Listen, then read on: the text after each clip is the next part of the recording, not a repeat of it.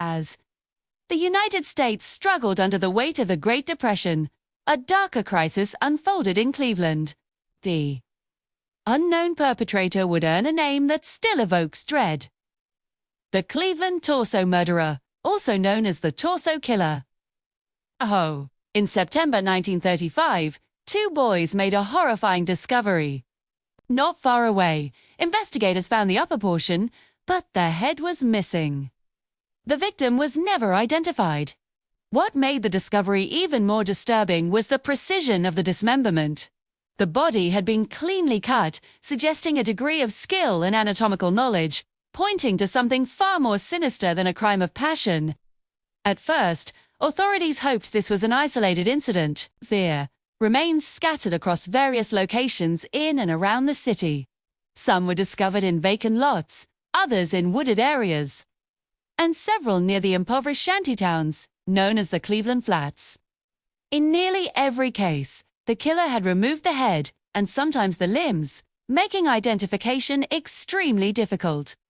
Many of those targeted were transient individuals, drifters, laborers, and people living on the margins of society.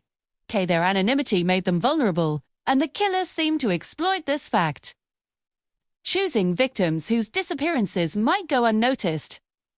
As the body count rose, pressure mounted on law enforcement. The investigation eventually came under the direction of Elliot Ness. Ness was appointed Public Safety Director of Cleveland and was widely respected for his determination and integrity. If anyone could solve the case, many believed it would be him. Ness approached the investigation with relentless energy. Several victims had been decapitated while still alive or shortly after death, indicating a level of brutality that shocked even seasoned investigators.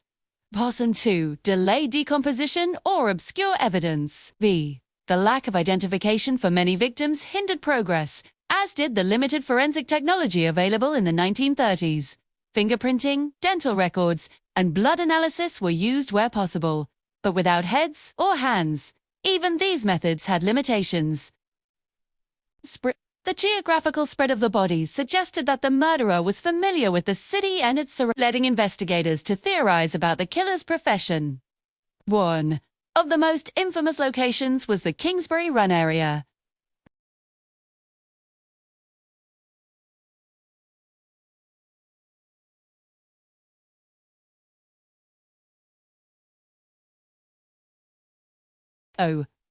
Over the course of the investigation, authorities identified at least a dozen victims, though some estimates suggest the true number may be higher. Among them were both men and women, ranging in age and background. A few were eventually identified through painstaking detective work, but many remained nameless, known only by grim labels such as John Doe or Jane Doe. One of the most compelling suspects emerged during the investigation, though he was never formally charged. This individual was a well-connected doctor with a history of mental instability and a fascination with surgery. However, due to a lack of concrete evidence and the man's influential connections, no charges were filed. The suspect later died under mysterious circumstances, taking any secrets he may have had with him. The murders seemed to stop as suddenly as they had begun. By the early 1940s, no new victims were discovered. This abrupt end only deepened the mystery. Had the killer died, been imprisoned for another crime, or simply moved on to a different city? Some investigators and historians believe the latter is possible. While these connections remain speculative, they raise the unsettling possibility that the Torso Killer's story did not end in Cleveland. The psychological profile of the killer has been the subject of extensive analysis. The choice of victims points to a calculated strategy designed to minimize risk. The removal of heads and limbs suggests an effort to avoid identification.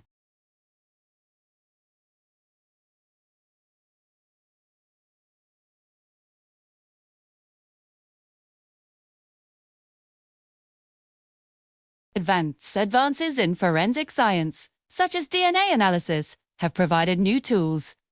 Many pieces of evidence have been lost, degraded, or contaminated. and the lack of identifiable remains continues to pose a significant obstacle. Saigo, the victims, many of whom lived and died without recognition, serve as a somber reminder of the human cost behind the headlines. And the killer, a figure without a face, without a name, without closure. Whether he disappeared into obscurity, met an unrecognized end, or continued his crimes elsewhere. No one can say for certain. What is clear is that his actions left an indelible mark not only on the city of Cleveland, but on the broader story of criminal investigation. Nearly a century later, the question still lingers, as chilling as ever. Who was the torso killer?